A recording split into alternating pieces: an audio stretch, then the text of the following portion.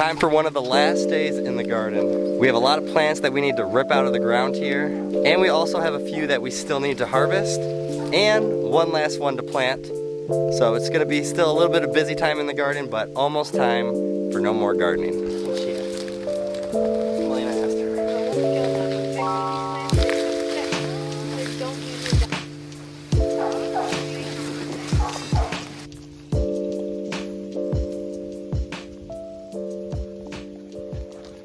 All right, yes guys, it is garden cleanup day, end of gardening season day, just one of those days that it is a lot of work, and it's like reminiscing on how the garden season went, what grew well, what failures did you did, and how are you gonna make any changes the next time around. But man, I'll tell you, making our garden bigger this year calls for even more work cleaning it all up. And it is nice, and it makes the garden feel huge again without seeing any of these plants just fill it up. Like looking way back there, it looks like we have so much space, and it's starting to make me feel like for plans next year of where we can grow and what we can add in to help give us a little bit more to grow next year. Although if you grow more, that means you got to do more of this at the end of the season, but it's worth it. The good thing about all these things that we're ripping out of the ground right now in the garden is that most of them we can either put into the compost or we can feed it right back to our pigs. A lot of these first batch that we just ripped out is going to the pigs.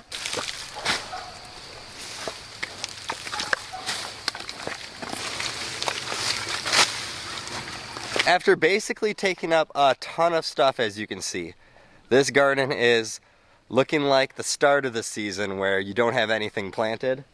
We have about one more row right here, and we have a few things over here which I'll explain here in a second. So this row right here was our pepper row, as you can see. This one actually is still good, so I'll bring in a few of these. But this was mini peppers we had. We also had some normal size, just orange and red peppers. We have some jalapenos. And some banana peppers. We had a ton of peppers this year. You can see now I have left it, and that's because everything right now that I've been ripping up out of the ground and disposing of, I've either given to our pigs to eat or been able to put in a compost bin. But peppers, if you guys can hear the rain's coming, so I might have to come back out here after. And then over here we have the tomatoes. Tomatoes are an absolute mess to clean up. But those two things are part of the nightshade family. So the leaves of these, not really the crops themselves, so the peppers and the tomatoes, although I heard green tomatoes sometimes make your animals sick, but the leaves and the plants can get your animals sick. So I didn't want to throw them in our compost bin that's located inside of our chicken run. And then I didn't want to give them to our pigs because we are actually about 2 days away from harvesting our pigs, and I don't want them to get sick right now, and I wouldn't want them to get sick anyways. So let's let the rain cool out. Hopefully we can finish this today. If not, we'll be out here tomorrow. Then I'll explain what we've kept here in the garden and then what we still have to plant right before winter starts.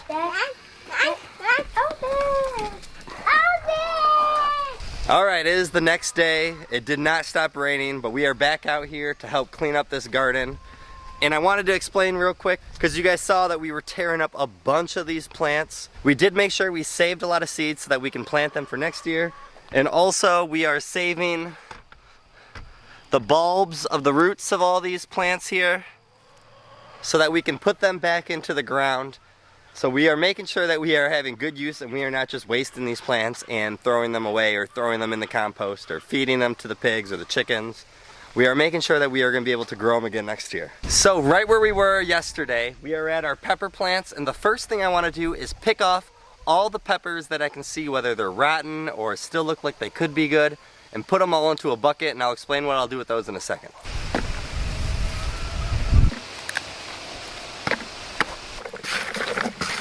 Alright, I got all of the peppers now basically taken off the plant. It was a little bit of camouflage when you're looking for the green ones. But now we can rip out all these pepper plants and get them out of here. We're probably just going to throw them in the back of our woods somewhere. But now these are all clear, and then we'll take care of those peppers here in 1 second.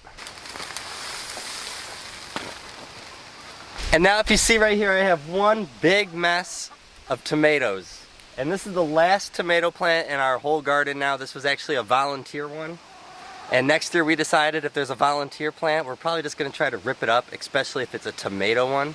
It just makes a mess right now, so I'm gonna try to grab, and whatever's still connected to it, I'm just gonna get rid of in the back of the woods. And then whatever's left on the ground, we'll throw into a 5-gallon bucket, just like we did with the peppers. And once again, I'm gonna explain what I'm doing with both of those, but let's get this cleaned up.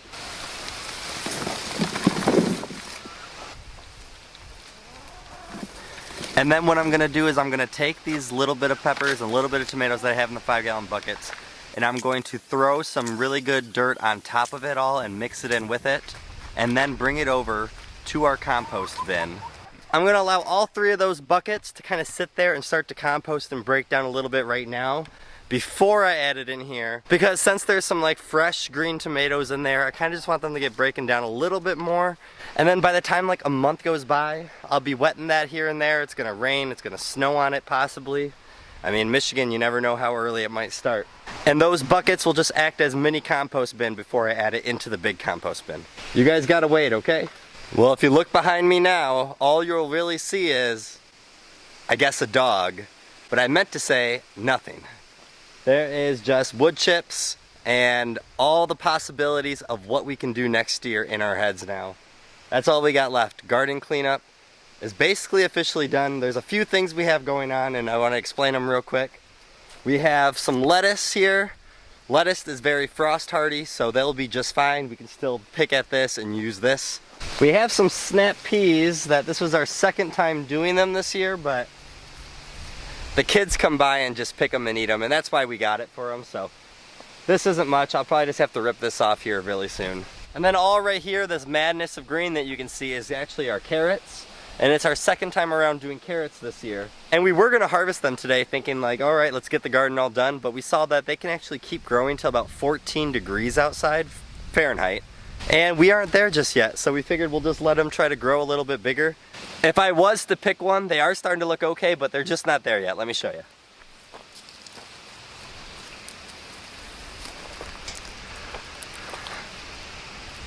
So this one's actually pretty good size, but we do have some smaller ones that we noticed, so not gonna rush and get all the carrots just yet. We're gonna let them grow here for about 1 more month. And then in this bed right here, we have some turnips, which you can see this one's a pretty good sized turnip. This is probably our biggest turnip out of all of them.